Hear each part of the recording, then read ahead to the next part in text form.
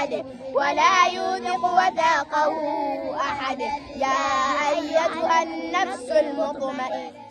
Registration is in progress. Find us in Chira, Chitichifumba, Mulawa, Wakiso district, or contact us on both calls and WhatsApp 0757 802 211. Trust us with your kids. We are ready to serve you. إن الحمد لله نحمده ونستعينه ونستغفره ونعوذ بالله من شرور أنفسنا ومن سيئات أعمالنا من يهده الله فلا مضل له ومن يضلل فلا هادي له وأشهد أن لا إله إلا الله وحده لا شريك له وأشهد أن محمدا عبده ورسوله صلى الله عليه وعلى آله وأصحابه وسلم تسليما كثيرا. يا أيها الذين آمنوا اتقوا الله حق تقاته ولا تموتن إلا وأنتم مسلمون. يا أيها الناس اتقوا ربكم الذي خلقكم من نفس واحدة وخلق منها زوجها وبث منهما رجالا كثيرا ونساء واتقوا الله الذي تساءلون به والأرحام إن الله كان عليكم رقيبا. يا أيها الذين آمنوا اتقوا الله وقولوا قولا سديدا يصلح لكم أعمالكم ويغفر لكم ذنوبكم ومن يطع الله ورسوله فقد فاز فوزا عظيما. أما بعد فإن أصدق الحديث كتاب الله وخير الهدي هدي محمد صلى الله عليه وسلم وشر الأمور محدثاتها وكل محدثة بدعة وكل بدعة ضلالة وكل ضلالة في النار. أبرغان بيبتيبوا السلام عليكم ورحمة الله وبركاته. tumwebaza Allah subhanahu wa ta'ala olw'ebyengera bye ebiyitirivu byatugabirira nabyo nga mu byo nno mwe muli ekyengera ky'obulamu ng'ekyo kyengera kya bbeeyi nnyo era kikulu nnyo. Obulamu buno omukkiriza mwayitira okufuna essanyu lima ba'da al-maut, ery'oluvannyuma lw'okufa. Amakulu obulamu buno bwe tuwangaaliramu bwe tulina olwaleero Allah subhanahu wa ta'ala ffe bwakyatuwadde nga kachansi k'amaanyi si bwe bwenkomeredde nti bwe buggwaawo khalas nga biwedde. La abadan, wa innama waliyo obulamu oluvannyuma lw'obulamu buno. Obulamu buno bwe tulimu badduba Allah tabaraka wa ta'ala buyitibwa alhayatu dunya, obulamu bw'edduniya, obulamu bw'oku nsi wano. Ate oluvannyuma lwabwo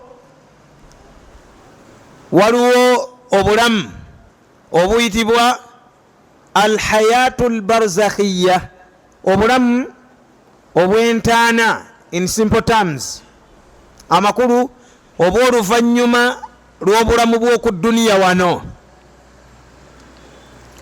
Thumma ba'da dhalik, ate era oluvannyuma lw'obwo waliyo obulamu obwokusatu nga bwe buyitibwa alhayatu al-ukhrawiya, obulamu bwakhira. Wa barakallahu fikum. Nolekyo buno obulamu bwe tukyalina Allah bwakyatuwadde nga njogera ku bulamu diddul maut, obulamu opposite n'okufa, kyengera kyamaanyi era tukikozese. Abamanyi baffe batugambanga era batugamba era batukuutira entakera n'ebigambo bingi nnyo, tahdhiban linnafs, mu ngeri y'okgunjula omwoyo. Naye mu byo batugamba nti addunya saa, eduniya eno gye tuliko obulamu bwayo kaseera buseera. N'olwekyo fattakhidha taa, akaseera ako akatono fuba nnyo okulaba nti okamala mu kutya Allah subhanahu wa ta'ala. Katiremu ow'ekitiibwa Allah jalla jalaaluhu, ogenda kuwabeera muwanguzi, ogenda kwesiima oluvannyuma lw'obulamu buno obwakaseera obuseera. Idhan obulamu buno kyengera, naam, kubanga mwe tukolerera ebigenda okutugasa oluvannyuma lw'okusinkana ow'ekitiibwa Allah tabaraka wa ta'ala, oluvannyuma lw'okuva mu bulamu buno. Omubaka waffe Muhammadin sallallahu alayhi wa sallam yatugambanga nti addunya mazra'atul akhirah, abange edduniya eno gye mulaba, amakulu obulamu buno obw'edduniya eno gye muliko, mazra'atul akhirah, yennimiro ya akhira. Kitegeeza ki? Wano woosigira byogenda okukungula ku akhira. Buno omulamu bwe tulimu bwe bw'okukola, bwe bw'okusiga. Obulamu bwa akhira si bwa kukola, si bwa kusiga, wa innama bwa kukungula. Naye nga teweerabira, teri agenda kukungula okujjako ye yakola ki? Eyasiga. Naam, teri agenda kukungula okujjako ye yakola ki? Eyasiga. Ng'abamanyi baffe batugamba nti annafsu tabki ala dunya wa qad alimat, omuntu akabira edduniya, awankawankira edduniya ate nga yakimanya dda.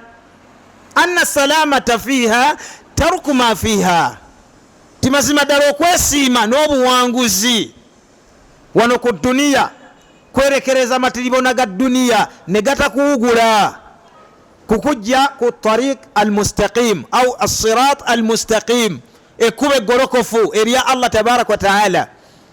Obulamu buno obw'edduniya ne butakwerabiza nti yawma ma, olunaku lumu ogenda buvaamu, ogenda bulekawo, oyolekere mu maaso g'owekitiibwa Allah subhanahu wa ta'ala. Ne batugamba nti la daara lilmar'i ba'da almauti yaskunuha, tewali nyumba yonna oluvannyuma lw'okufa, oluvannyuma lw'okuva mu bulamu buno obw'edduniya omwana Adamu gy'agenda okusulamu, illa allati kana qabla almauti yabniha, okujjako eyo yennyini gye yeezimbiranga before death, nga tannakola ki? Nga tannafa. Ne batugamba nti fa in banaha bikhairin taaba maskanu, bw'aba yagizimba bulungi, bw'aba yagizimba na birungi, agenda kwesiima. Era ekisulo kyekyo kye yazimba kigenda kumuwa eddembe, kigenda kumuwa essanyu, kigenda kubeera kirungi. Wa in banaha bisharrin khaba baniha, ate bw'abeera nga yagizimba na bibi, bw'abeera nga yagizimba bubi, khaba baniha, ennyumba gye yazimba si yegenda okufaafaaganirwa, ennyumba gye yazimba si yegenda okukigwako. Wa innama khaba baniha, eyagizimba yagenda okubeera nga akoze eki? Aluguddemu. Ng'abavubuka ennaku zino bwe bakola ki? Bwe bagamba ashhadu, njulira, ashhadu, nkakasa, an la ilaha illa Allah, nti tewali kisinzibwa mu butuufu okujjako ow'ekitiibwa Allah subhanahu wa ta'ala, wa ashhadu era bwe ntonjulira nkakasa nze ate nga naawe bwoteekeddwa okuba muganda wange ampuliriza muganda wange antunuulidde kikyenkakasa era kyenjulira ekyokubiri anna muhammadan nti mazima muhammad sallallahu alayhi wasallama rasulullah mubaka wa allah subhanahu wa ta'ala abooluganda hatha huwa alislam obwo bwe busiraamu wa hakadha yakunu almuslim era bwatyo omusiraamu bwateekeddwa okubeera naam bwatyo omusiraamu bwateekeddwa okubeera barakallahu fikum وجزاكم الله خيرا وكثر الله من أمثالكم أوصي نفسي وإياكم بتقوى الله نامرو مويو gwange nejammwe okutya nnyo Allah subhanahu wa ta'ala ebbanga lyonna barakallahu fikum era nga hadhihi hiya alghaya alasma hadhihi hiya alghaya albaligha ekyo kyekigendererwa ekikulu ennyo ekyo kyekigendererwa ekyawaggulu naam min shar'iyyati siyami alayna mu Allah subhanahu wa ta'ala okutulalikako okusiiba qala ta'ala yagamba wekitiibwa Allah subhanahu wa ta'ala ya ayyuha alladhina amanu abange mmwe abakkiriza kutiba alaykum siyam mulalikiddwako okusiiba kama kutiba ala alladhina min qablikum nga bwe kwalalikibwa kubaba kulembera ababasookawo nam la'allakum tattaqun ekyo nga bwe munakikola mujja kufuna ekiyitibwa taqwa mujja kufuna ekiyitibwa okutya Allah subhanahu wa ta'ala wa barakallahu fikum wa jazakumullahu khairan abooluganda nga n'ekiyitibwa okutya Allah subhanahu wa ta'ala ekisookera ddala ekiyitibwa okutya Allah tabaraka wa ta'ala ekikulembera byonna توحيده تبارك وتعالى إفراده عز وجل بما يختص به تعالى كوكمواولا كوكمتونغوزا owekitiibwa Allah subhanahu wa ta'ala nga tumwawulira ebyo ebimweyawulidde nga tumutongoleza ebyo ebimweyawulidde owekitiibwa Allah subhanahu wa ta'ala karububiya ng'ebikolwa bye bimweyawulidde Allah azza wa jalla kitegeeza ki nti bibye yekka tewaliwo kitonde kyonna kibikola ebikolwa bya Allah tabaraka wa ta'ala bibye yekka tewaliwo kitonde kyonna kibikola wadde okubeera nti kimuyambako owekitiibwa Allah jalla jalaaluhu kitegeeza ki kyamakulu labudda an na'taqida wahdaniyatahu tabaraka wa ta'ala biha tuteekeddwa okubeera nti tukkiriza kikumi ku kikumi okwetongola kwa Allah tabaraka wa ta'ala n'ebikolwa bye ebyo era netubimwawulira owekitiibwa Allah subhanahu wa ta'ala netubimunywezaako yekka Allah jalla jalaaluhu sekyo kyokka wal uluhiyya kadhalika mu byeyawulidde Allah subhanahu wa ta'ala mwe muli ekiyitibwa al uluhiyya kitegeeza ki in simple terms kwe kubeera nti buli ibada yonna buli kiyitibwa ibada kyonna tuteekwa buteekwa okubeera nti tukikolera Allah subhanahu wa ta'ala yekka tetuteekeddwa kikolera kitonde kirala kyonna nekitegeeza ki eri omukkiriza eri omusiraamu baddu ba Allah tabaraka wa ta'ala nti la budda an ya'taqida wahdaniyatahu tabaraka wa ta'ala bil uluhiyya ateekwa buteekwa okubeera nti akakasa kikumi ku kikumi nga temulimu adna shakkin ene doubt nga temuli kubuusabuusa wadde n'akamu n'akeddagala nti owekitiibwa Allah subhanahu wa ta'ala mutafarridun bil ibada yeyeetongodde yeyeeyawudde n'ekiyitibwa okusinzibwa yekka owekitiibwa Allah subhanahu wa ta'ala yeyekka asinzibwa mu mazima yeyekka asinzibwa mu butuufu yeyekka ateekeddwa okusinzibwa owekitiibwa Allah subhanahu wa ta'ala wa barakallahu fikum wa jazakumullahu khairan awo tujja kukomawo kadhalik mu bimweyawulidde owekitiibwa Allah jalla jalaaluhu al asma wassifat amanya n'ebitendo abooluganda owekitiibwa Allah waffe subhanahu wa ta'ala alina amanya kadhalik owekitiibwa Allah tabaraka wa ta'ala alina ebitendo Amanya g'owekitiibwa Allah subhanahu wa ta'ala gali ameka? Mangi nnyo agatagambika, tegali 99 gokka, la abadan wa innama mayitirivu okamala obukamazi teri agamanyi kugakomeka oba muwendo gwago nti omuwendo guli bwe guti omukomeke okujjako nnyinigo yekka owekitiibwa Allah jalla jalaluhu. Barakallahu fikum. Naam, kati amanya ago gonna ne tugamunywezaako owekitiibwa Allah subhanahu wa ta'ala nga bwe yagayinywezaako jalla jalaluhu. Kadhalika n'ebitendo bye, ebitendo bye biri bimeka teri abimanyi okujjako ye yekka owekitiibwa Allah subhanahu wa ta'ala.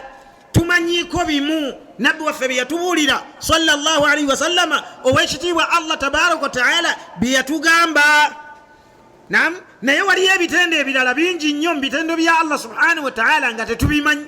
Ebyo bye tumanyiko bye yatugamba n'ebirala bye tutamanyi byonna ne tukkiriza ne tubimunywezaako yekka owekitiibwa Allah subhanahu wa ta'ala nga tetubimugjaako kubiteeka ku kitonde kirala kyonna abadan wa innama tubinyweza ku Allah yekka subhanahu wa ta'ala. Wa barakallahu fikum wa jazakumullahu khairan wa kathara Allah min amthalikum. Lwaki tubimunywezaako? Anti olw'ensonga nti ye yennyini yabyenywezaako, kubanga sife tumusinga, sife tusinga okumutegeera okusinga ye yennyini bwe yetegeera owekitiibwa Allah jalla jalaluhu. Kati bw'aba alina kyeyenywezezzaako kyonna Allah tabaraka wa ta'ala mumanyage n'embitendo bye, babani tuteekwa buteekwa naffe kimunywezaako. Omubaka wa Allah sallallahu alaihi wasallama Muhammadin sallallahu alaihi wasallama gwenjogerako, naam, yatusinga okutegeera Allah subhanahu wa ta'ala. Kuba lumu yatugamba nti abange mukimanye, inni la a'lamukum billah, nze mbasinga okumanya Allah subhanahu wa ta'ala, wa atqakum lahu, era nze mbasinga okumutegeera Allah tabaraka wa ta'ala, nze mbasinga okumutya owekitiibwa Allah jalla jalaluhu. Wa barakallahu fikum. Idhan bw'abanga nabbi waffe Muhammadin sallallahu alaihi wasallam ayina kyamunywezezzaako Allah tabaraka wa ta'ala kyonna, la budda naffe okubeera nti tukimunywezaako owekitiibwa Allah subhanahu wa ta'ala. Wa barakallahu fikum. Tetumunywezaako bintu na min indi anfusina nga biva gye tuli nga tetulina daliiru, nga tetulina bujulizi.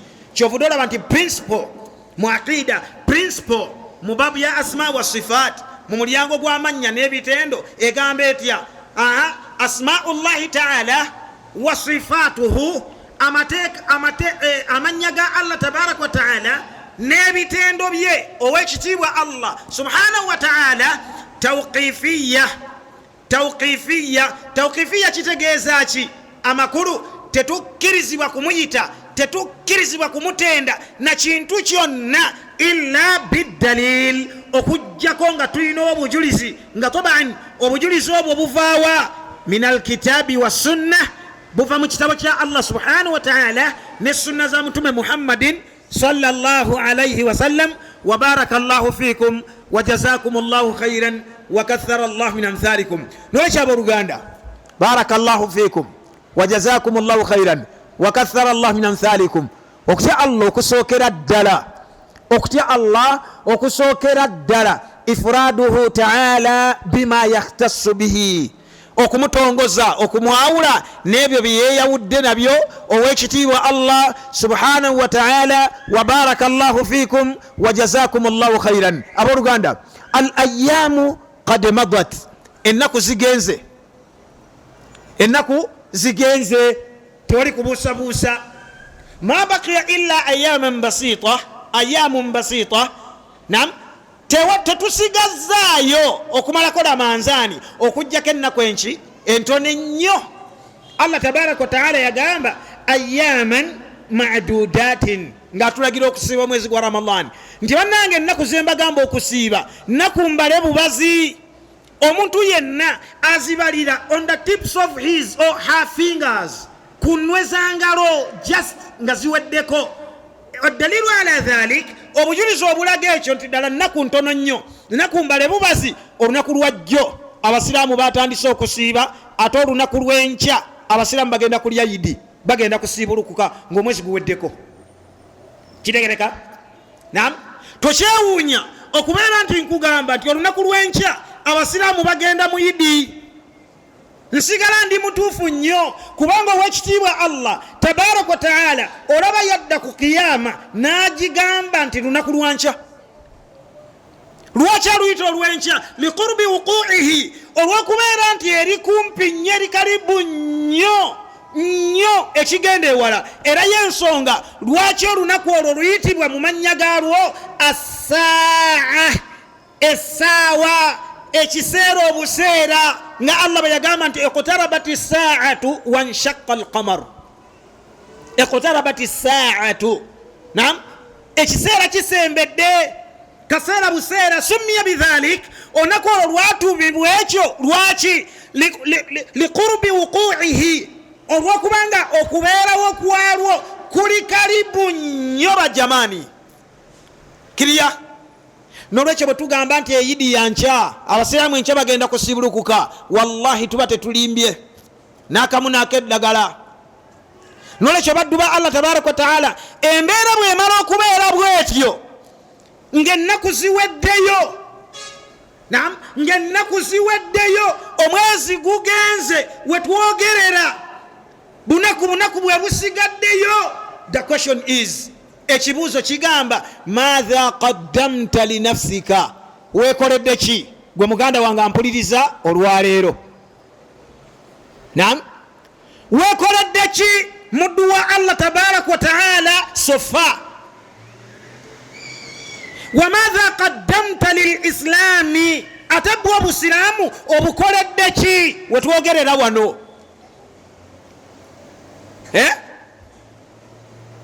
في هذه الأيام من نكزنو أو من خلال هذه الأيام من نكزنو المباركة إزمكسا الغالية إزموينو الطيبة النونجي النفيسة إزبي أقولد موشي ng'emirimu egikolwamu gikubisibwamu. Naam, wamadha qaddamta lilislami, ate bwe obusiraamu obukoledde ki? Oluganda ekigambo ky'okugamba nti sawfa aqumu bikadha gadan, nja kukola kino enkya oba luli, nja kukola, eyo sawfa eyitibwa taswifu. Abamanyi baffe bagivumirira bagamba nti ataswifu min ashaitan, I will, I shall, eyo nja eyo ya sitaani okusobola okusubiya abaddu ba Allah tabaraka wa taala. Kubanga bwote bwogenderera nogamba nti apaana, akaseera kakyaliyo nja kuyimirira ekiro, akaseera kakyaliyo nja kusiiba, akaseera kakyaliyo nja kusaddaaka, akaseera kakyaliyo nja kusiibula omusiibi, akaseera kakyaliyo nja kuleta adhikari, akaseera kakyaliyo nja kusoma Qur'an, akaseera kakyaliyo nja kuliisa, akaseera kakyaliyo nja ekiwejjowejjo ng'enkya balangiridde nti lunaku lwa Idi. Wallahi billah nga tolina kyama gwe nange, nga tetulina kyamakulu kyetukoledde mu Ramadhani, omwezi mulamba, omwezi mulamba. Lwaki? Sawfa, taswifu, nja yaleese obuzibu, sitaani ng'eyagala kusubye ekirungi oba ebirungi.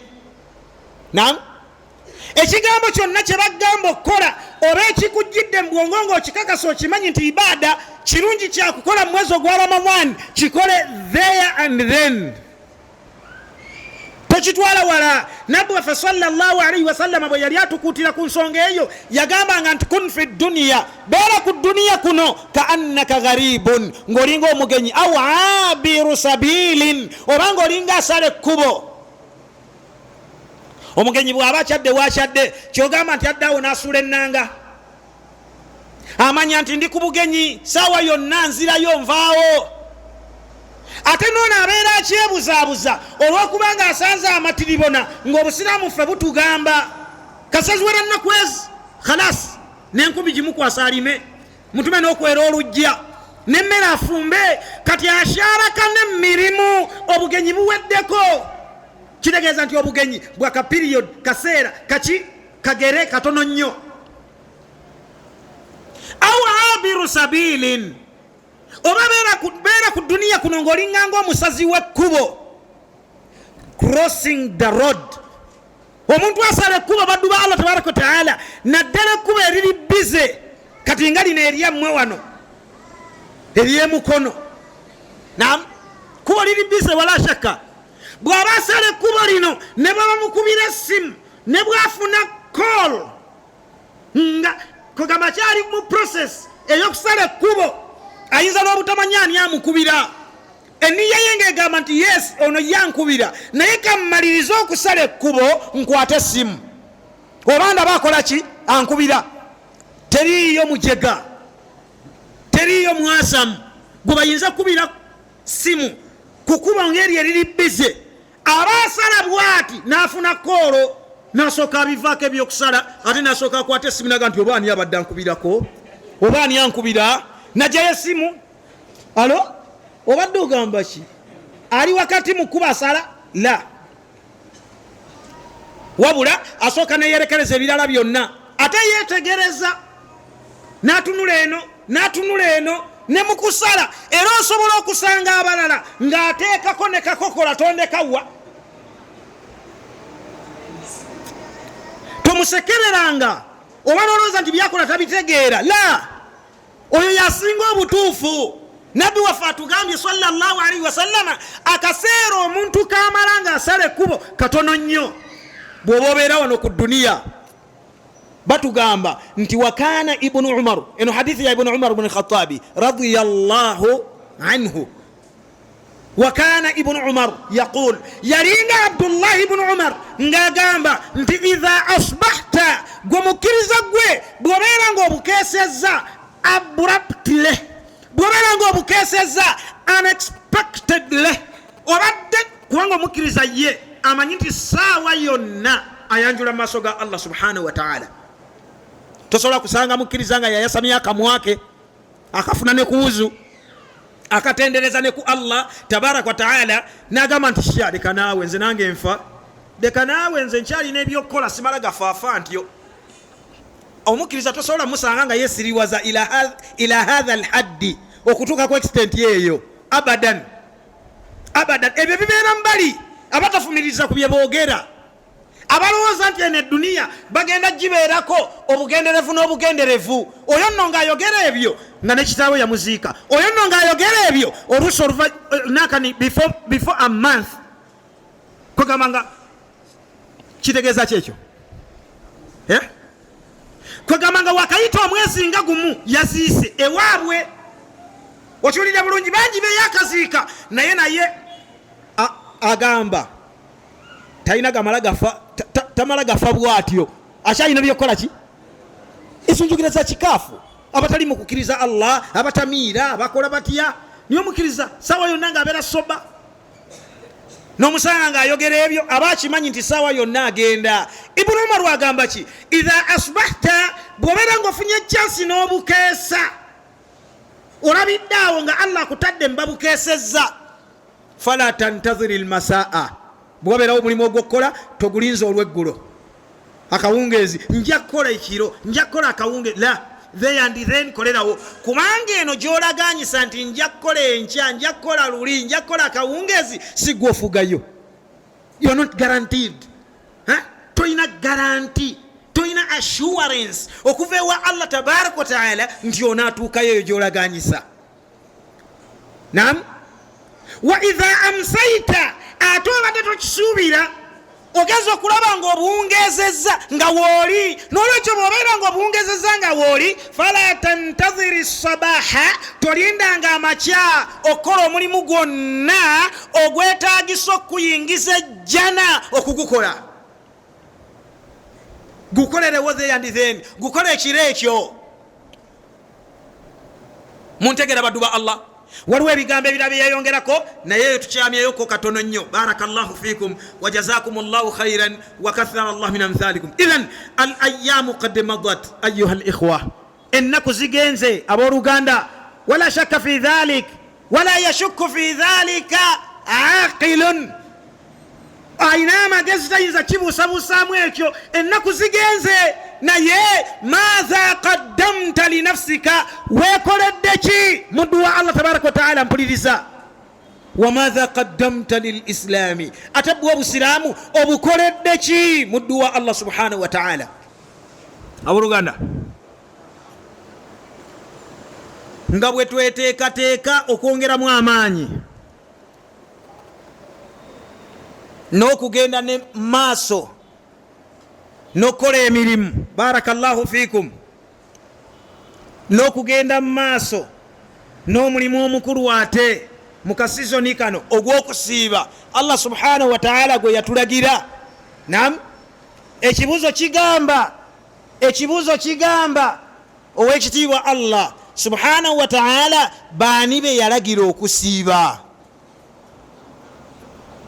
Nam abo Allah tabaraka wa ta'ala be yalagira okusiiba, taban be bagenda okusoma Qur'ani bafunemu, taban be bagenda okuliisa bafunemu, taban be bagenda okusibulula abalala bafunemu, taban be bagenda okutendereza Allah bafunemu, taban be bagenda okusaba Allah bafunemu, taban be bagenda okukola emirimu min khilali hadhihi al-ayyam, during these days, mu nnaku zino bafunemu. Masogo w'ekitiibwa Allah subhanahu wa ta'ala yagamba w'ekitiibwa Allah tabaraka wa ta'ala, ya ayyuha alladhina amanu, abange mmwe abakkiriza. Allah tabaraka wa ta'ala yakowoola abakkiriza abagamba ki? Kutiba alaykumus siyam, mulalikiddwako okusiiba. Zino ahkamu zonna endala ezikwataganako n'okusiiba, nam empitirivu okamala obukamazi, nga bwe tusanze Sheikh waffe ow'ekitiibwa Abdul Hakim ng'asomesa wano mu bimu ku nnamula z'okusiiba ebitambulira mu kusiiba nga kwe kulya ddaaku.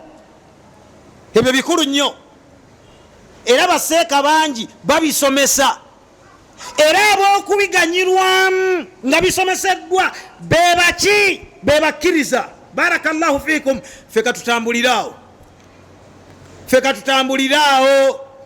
Man hum haulai, abo bebaani bo? Alladhina farada Allahu alayhim siyam, abo Allah tabaraka wa ta'ala be yalalikako okusiiba. Lwaki baddu ba Allah tabaraka wa ta'ala? Kigambo kino kikulu nnyo wallahi. Lwaki? Kubanga wayinza okubaawo abantu bangi ne basiiba naye ng'enjala egenda balumira bwereere, nga maaso ga Allah tabaraka wa ta'ala bwe twogera ku bikwataganako n'empeera nga tebagenda kubeerayo wadde n'akatonyeze ak'empeera maaso g'owekitiibwa Allah tabaraka wa ta'ala. Yagamba nabbi waffe Muhammadin sallallahu alayhi wa sallama nti rubba saimin, waliwo omusiibi nga hadhuhu min siyami, ng'omugabi gwe gwafuna mu kusiiba kwe aljuu wal atash, njala na nyonta basi. Naye bikwataganako n'empeera null and void. Idhan owekitiibwa Allah subhanahu wa ta'ala mu Qur'ani ey'ekitiibwa alinamu enkowoola ez'enjawulo. Waliwo Allah wagambira nti ya ayyuha nnaasu, abange mmwe abantu. Awala n'agamba nti ya bani adama, abange baana Adamu. Baana Adamu kitegeeza baana ba Adamu. Mwana Adamu kitegeeza ki ekyo? Mwana wa Adamu. Adamu yani oyo ayogerwako? Nabbi wa Allah subhanahu wa ta'ala. Naam, omuntu eyasookera ddala. Barakallahu fikum. Kati owekitiibwa Allah subhanahu wa ta'ala mu aya gye tukulembezza n'eyo gye tuzizzaako, bino ebigenda mu maaso Allah tabaraka wa ta'ala byagamba ya ummu nnasa jamian, bikwata ku bantu bonna. Ekyo si kye yakozesa wano mu kusiiba, naye ate nga yali asobola okukikozesa owekitiibwa Allah subhanahu wa ta'ala. nakowola abantu bonna ya ayuha nnasu abange mwe abantu mbalaliseko okusiiba si kyekozesa abadan wa innama yagamba nti ya ayuha alladhina amanu abange mwe abakkiriza katigore Allah gye yalondobamu waliwo Allah wakowolera n'agamba nti ya ahla alkitabi abange mwe abaweebwa ekitabo olwo Allah tabaraka wa taala bino byagenda okwogera yakhussu alyahuda wannasara faqat bikwata ku bayudaaya n'abanaswara bakowodde Allah tabaraka wa taala waliwo wakowolera n'agamba nti ya ayuha alladhina hadu abange mwe abayudaaya kiregeeza nti message ejja Allah gyolekeza waani w'abayudaaya bwatyo bwakowola n'agamba nti ya ayuha alkafiruna abange mmwe bakaafu mmwe bino byagenda okuzzaako olwo nga bikwata ku bakaafu bokka bwatyo nno bwe yakowoola abooluganda n'agamba nti ya ayuha alladhina amanu abange mmwe abakkiriza abagamba ki Allah tabaraka wa taala kutiba alaykum siyam yani furida alaykum siyam mulalikiddwako okusiiba muwandikiddwako okusiiba Allah tabaraka wa taala okusiiba yakulagira okusiiba yakuwandiika okusiiba yakulalika kubakkiriza nekitegeeza ki nti omuntu yenna nga simukkiriza ne bwasiiba atawanira bwerere kyetulina okukola kyeki buli omu yenna yuraji nafsahu yerivayisinge baduba Allah tabaraka wa taala yuraji nafsahu buli omu yenna yekyekinge ahuwa mu'minun mukkiriza ahuwa muslimun musiramu alladhi farada Allahu alayhi siyam oyo owekitiibwa Allah tabaraka wa taala gwe yawandiikako gwe yalalikako okusiiba wa min thamma n'oluvannyuma nga bw'anaasiiba y'oyo agenda okuganyirwamu mu maaso g'owekitiibwa Allah tabaraka wa taala naam nga weeyawulidde osirikiridde naam ng'owulira ebigambo byange bino mbyogera obwongo butambuze anta mu'minun oli mukkiriza haqqan ebyaddala owekitiibwa Allah tabaraka wa taala eyatuma abakkiriza okusiiba akubalira fi zumrati lmuminin mu gurupu y'abakkiriza beyalalikako okusiiba beyagamba okusiiba wa min thamma n'oluvannyuma ng'agenda kubeebaza olw'okusiiba kwabwe mwoli ekyo ekibuuzo nze tokinyanukula wa innama kibeere wakati wo ne wakati wa Allah subhanahu wa ta'ala naam alladhi ya'lamu sirra wa akhfa amanye ebyekwese amanye ebyolwatu owekitiibwa Allah tabaraka wa ta'ala alladhi ya'lamu kha'inata al-a'yuni wa ma tukhfi as-sudur oyo amanye eriiso eryenkwe amanyi n'ebyekwese mu bifuba gwoba oyanukula ansa yebeere wakati wo bainak wa baina rabbik wakati wo ne wakati wo omulezi wo owekitiibwa Allah tabaraka wa taala naam man humul mu'minun abakkiriza be baliwa haulai humul ladhina wusifu bil imani abatendebwa n'ekiyitibwa obukkiriza be baliwo abo abatendebwa n'ekiyitibwa obukkiriza beba abalina ekiyitibwa obukkiriza Allah be yalalikako okusiiba naye tusaana tumanye abooluganda ffenna nga tukwataganidde wamu ma huwa al iman ekiyitibwa obukkiriza kyeki ekyo singa tunakimanya ne tukibeera ekyo singa tunakitegeera ne tukitegeeza tugenda kuyingira fi zumrati lmuminin alladhina farada Allahu alayhim siyam tugenda kuyingira mu gurupu y'abakkiriza abo Allah subhanahu wa ta'ala be yalalikako ekiyitibwa okusiiba al iman ayuha al ikhwa ekiyitibwa okusiiba ekitibwa obukkiriza inda ahli sunnati wal jamaa, munyinyonyola ba ahli sunna wal jamaa, munyinyonyola y'abasarafu, munyinyonyola ya ahli alhaqi, abali ku mazima. Kitegeeza ki ekitibwa obukkiriza?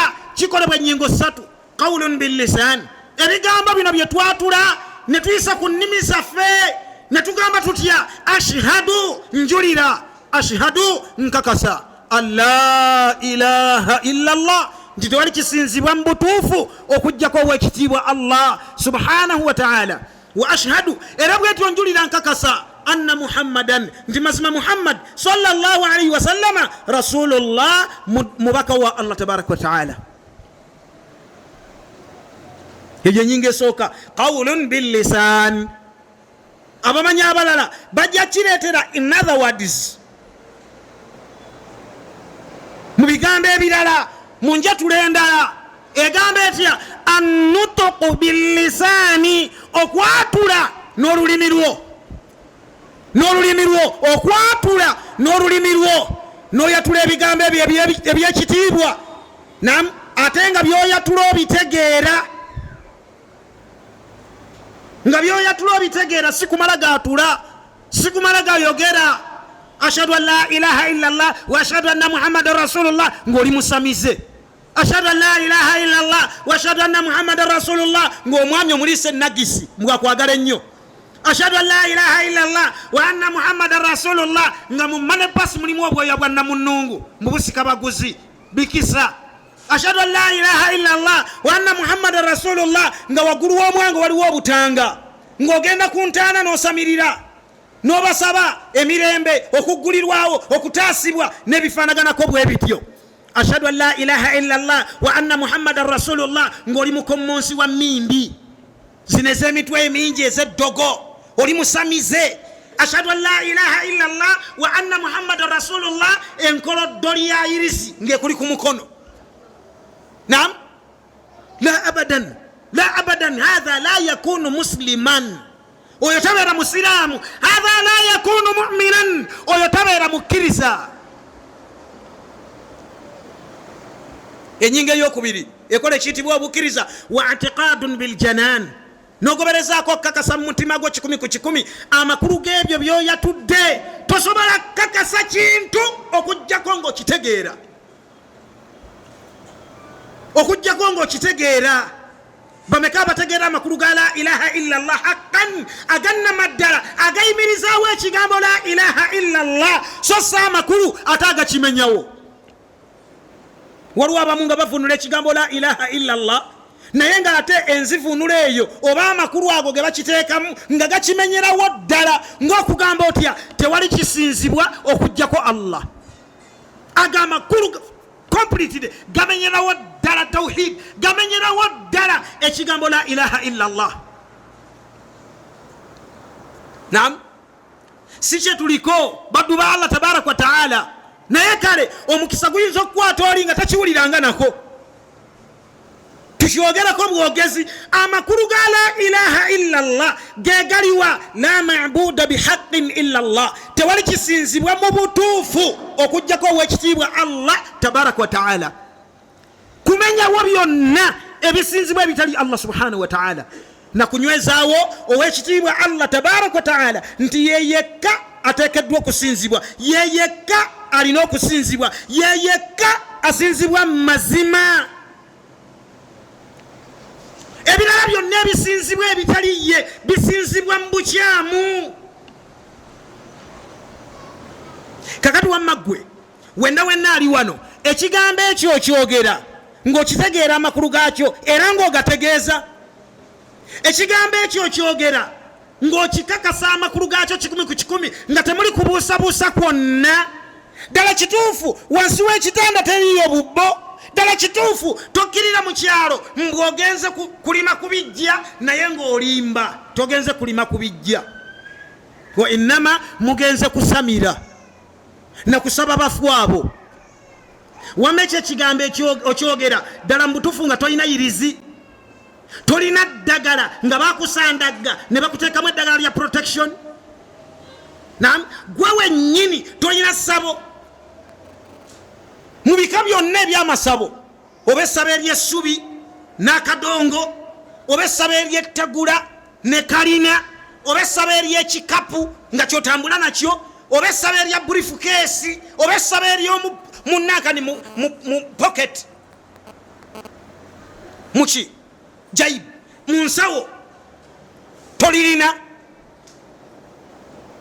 Naam, tasobola kubeera mukkiriza oyo Allah tabaraka wa taala gwe yalalikako okusiiba, ng'era bw'anaasiiba yoyo Allah gwagenda okkiriza okusiiba kwe n'asamira. Bannange, omukkiriza tasamira, omukkiriza tawongera lubaale, omukkiriza taloga, omukkiriza tagenda mu masabo, omukkiriza takommonta mmindi ez'eddogo, omukkiriza tagenda mu biggwa,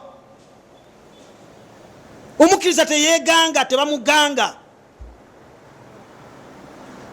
Naam, omukkiriza tabeera na bubbo wansi wa kitanda, omukkiriza tabeera na kyoto kitazikira awaka mu lujja, kyoto kya lubaale kikumwamu mu mpalo tekirina kuzikira.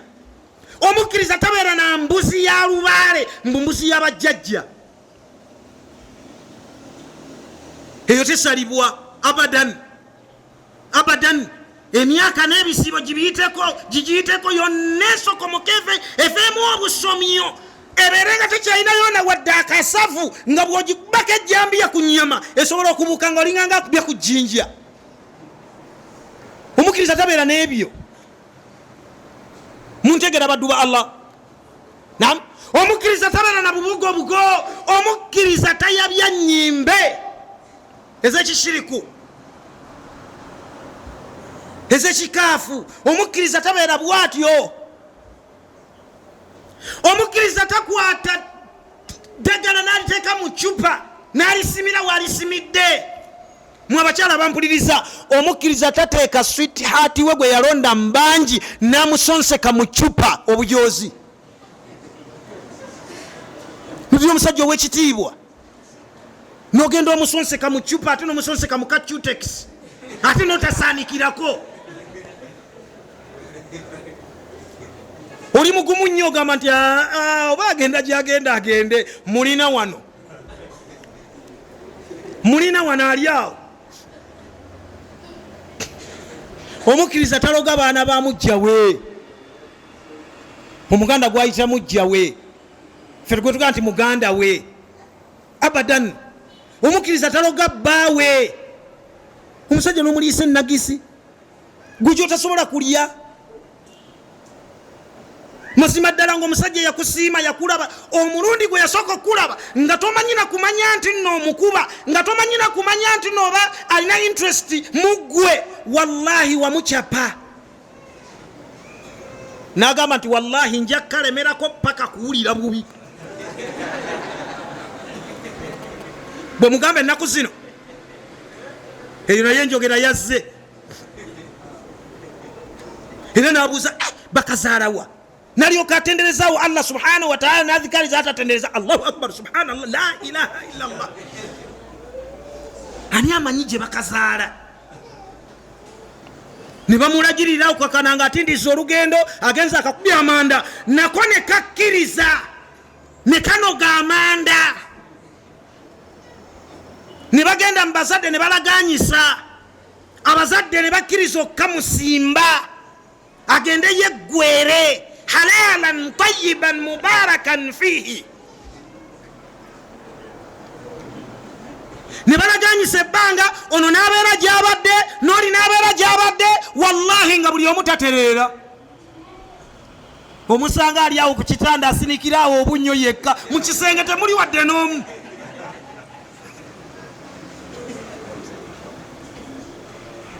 Muntegeera ekiri eri neno kyekiriyo.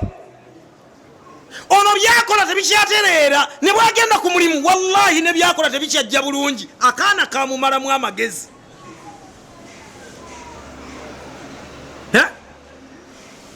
Bagamba kamulekamu kasala kubo. Baddu ba Allah tabaraka wa taala, nga tewamala kundoga, tewamala kundisa nagisi, lwaki bakusiriwaza buno busengo obuyaaye obufere obwo obukyalo obwo butambula n'amabriefcase nakani abutambula n'amasabo munankani mu bikapu ajja tinno munnaye njagala kuwulira omanyi musaagala okusaaga omukyala tafumbiraawo kakati kajjankulage kakati kano bwokakola bwoti nokagirira omwami n'omukala bwoti ojja kuba omumaze ngaowanga byotasooka kola wankuba lulinga negyendi sitereera okiwulira bulungi. Lwaki ku lunaku lw'embaga bakusiriwaza bano basenga abakafiri nga bayita nti no basiraamu ne bajja ne bakusitamya mu luwombo lw'omuko naawe n'olusitamamu n'olukojobamu omusolo mbw omukaalye mwana ali ebyo olwo ng'anyumirwa nnyo nga wallahi tajja kuzaako wallahi tajja wallahi buli kimu ky'onaamugamba ebyawa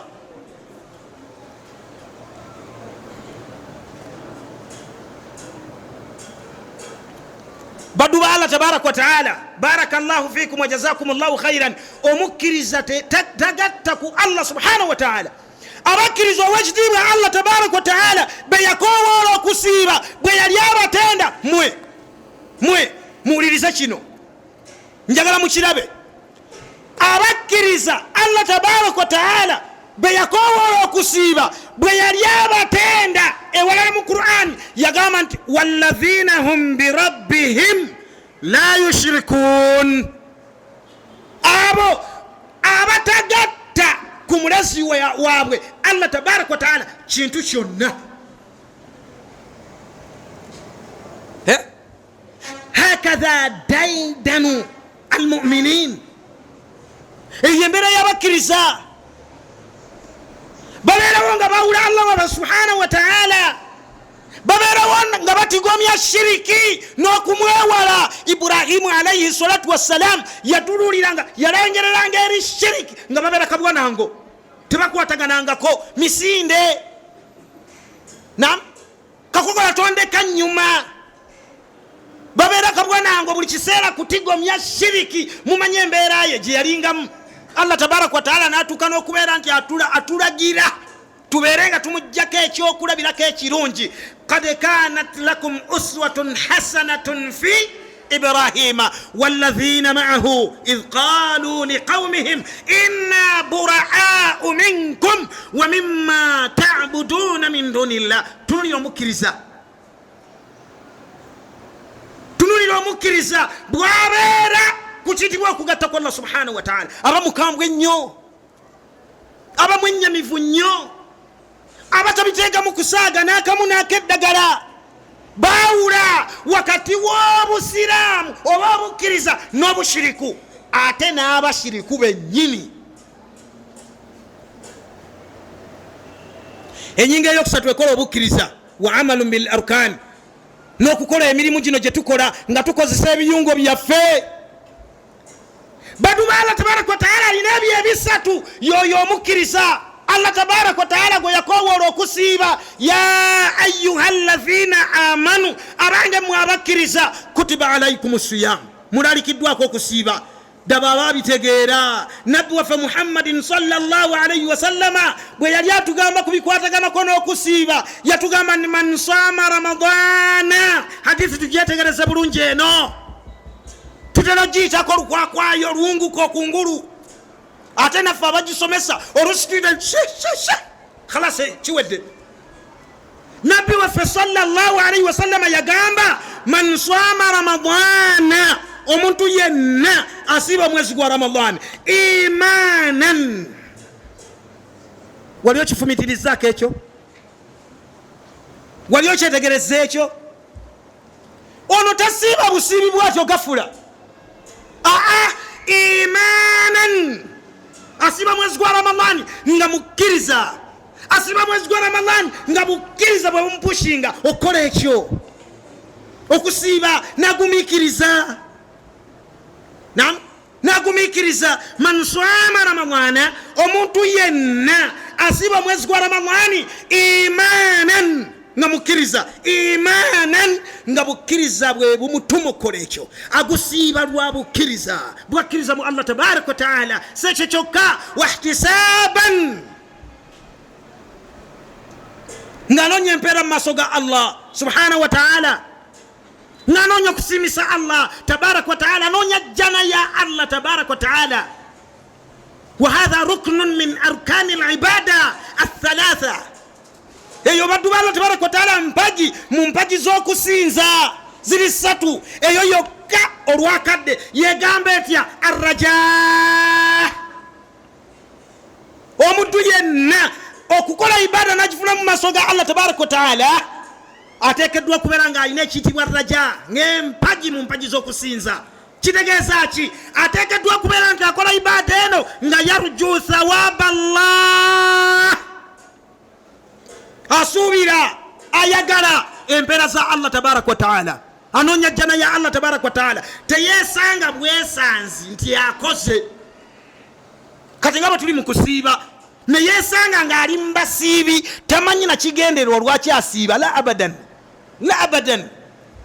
Wa innama atekeddwa kubeera nti asiiba nga yarju thawaba Allah, atekeddwa kubeera nga asoma Qur'an nga yarju thawaba Allah, atekeddwa kubeera nga asiibulula nga yarju thawaba Allah, atekeddwa kubeera nti atendereza Allah nga yarju thawaba Allah, atekeddwa kubeera nga aliisa nga yarju thawaba Allah, atekeddwa kubeera nga akola ibada yonna gy'akola ng'anoonya mpeera za Allah subhanahu wa ta'ala, ng'anoonya jana ya Allah tabarak wa ta'ala. Oyo bwatyo nabbi yamugamba, yamwogerako nti ghufira lahu ma taqaddama min dhanbihi, asonyibwa ebyakulembera mu mazambi ge. Nayimirira ekiro bwatyo bwe yamwogerako, waman qama ramadana, n'omuntu yenna ayimirira ramanzani amakulu asala tarawehi mu ramadani imanan nga mukkiriza, imanan ng'obukkiriza bwe bumutuma okukola ekyo.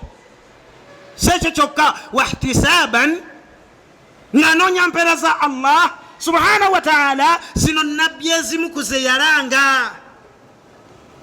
Innahu man qama ma'a al-imami hatta yansarifa, omuntu yenna ayimirira ne imamu eswala ye y'ekiro paka imamu bw'amaliriza eraka 11 ne bazimalayo, husiba lahu qiyamu layla, abalibwako nti ayimiridde ekiro kiramba.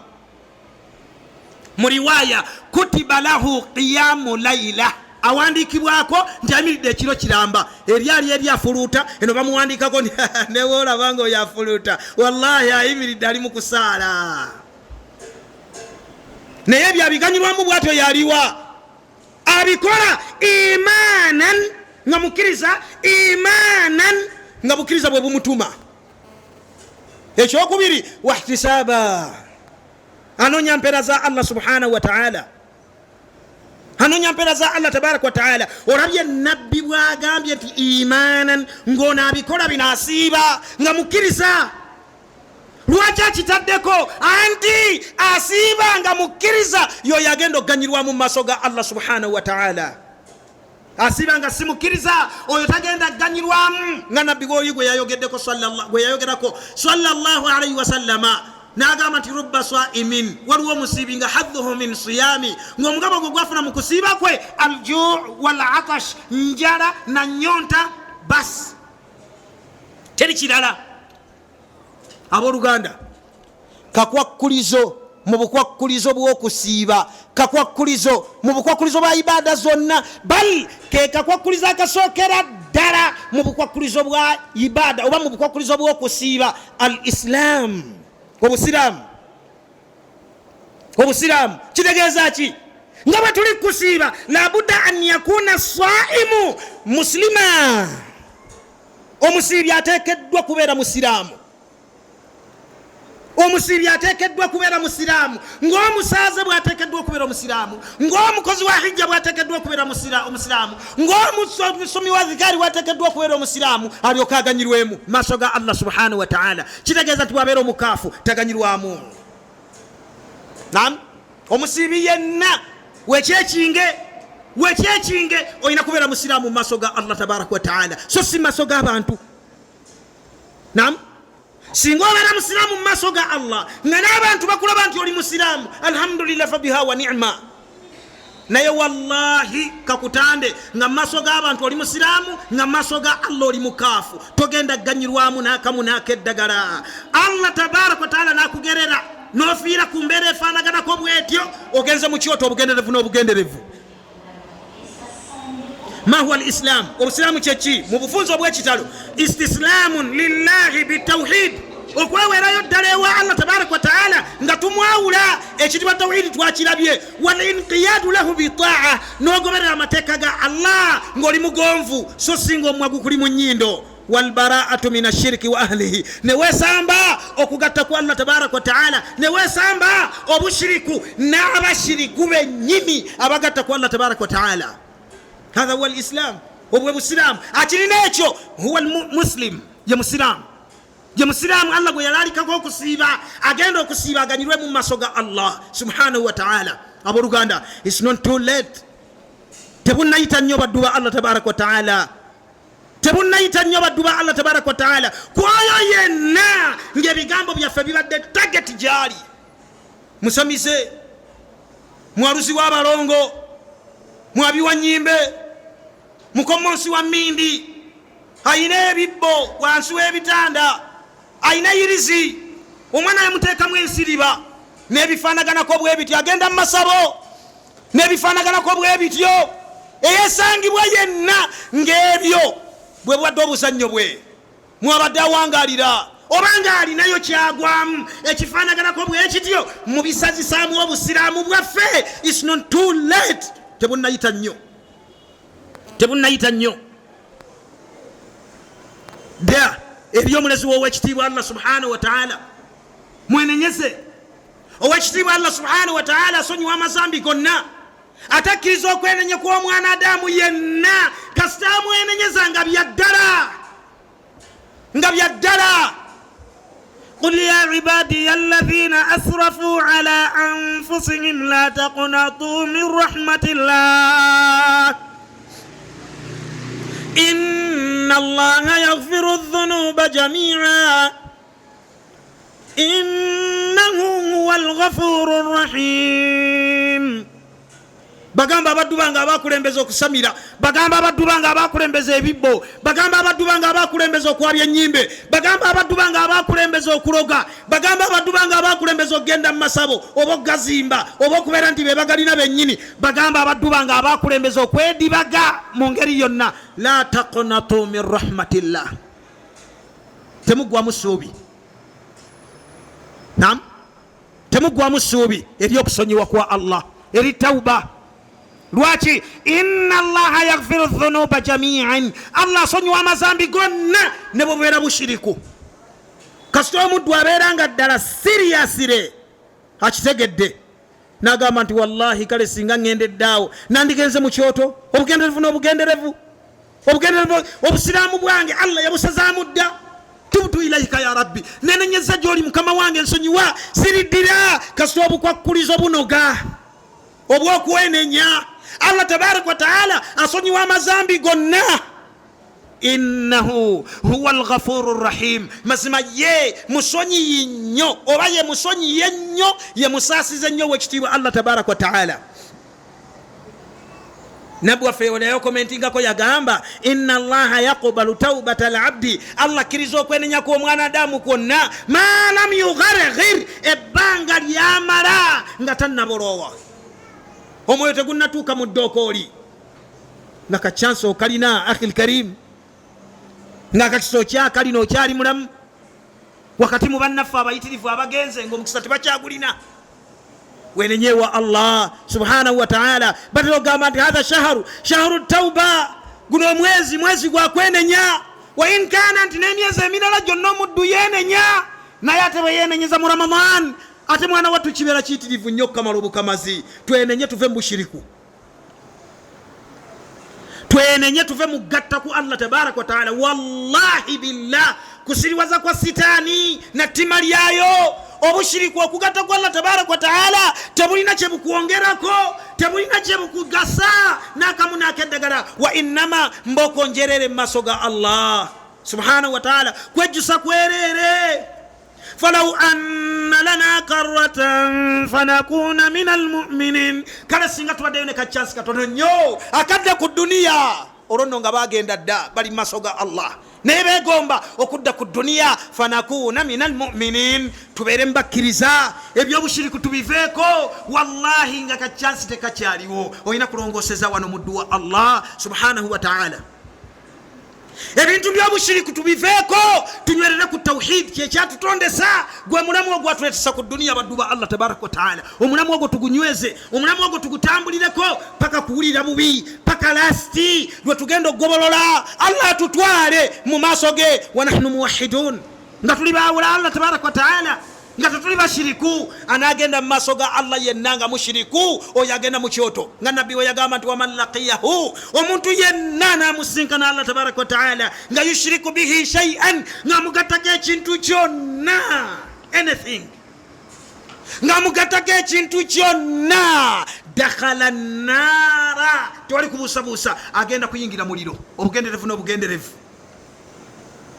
abooluganda nsaba Allah subhanahu wa ta'ala atugase n'ebyo atakkirize owekitiibwa Allah subhanahu wa ta'ala akkirize okusiiba kw'abaddu akkirize okwenenya kwabwe akkirize okuyimirira kwabwe akkirize emirimu gyabwe gyonna nsaba Allah subhanahu wa ta'ala awafaka abasiraamu bonna okubeera nti bamalirizaako ekisiibo kyabwe mirembe era mu bulungi nsaba Allah subhanahu wa ta'ala ffenna tufuula abakkiriza atukake tubeere abakkiriza tubeere abamwawula bannatawhidi bannasunna tufiire ku ekyo tumusinkana owekitiibwa Allah subhanahu wa ta'ala nga musiimu gye tuli nga naffe tuli basiimu gyali atuyingiza ejjana eya waggulu tubeere wamu ne bannabbi tubeere wamu ne bashuhada tubeere wamu ne basalihiina tubeere wamu ne basiddiqiina wa hasuna ulaika rafiqa subhanaka allahumma bihamdika ashhadu an la ilaha illa anta astaghfiruka wa atubu ilaik wa salaamu alaykum wa rahmatullahi wa barakatuh.